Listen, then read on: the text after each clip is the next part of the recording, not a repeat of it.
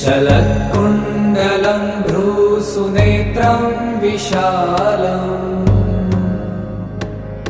प्रसन्नाननं नीलकण्ठं दयालम्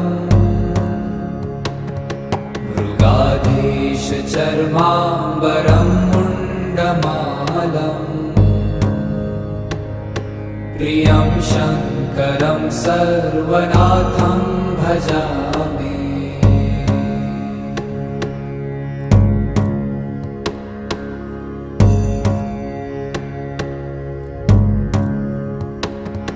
प्रचण्डं प्रकृष्टं प्रगल्भं परेशम्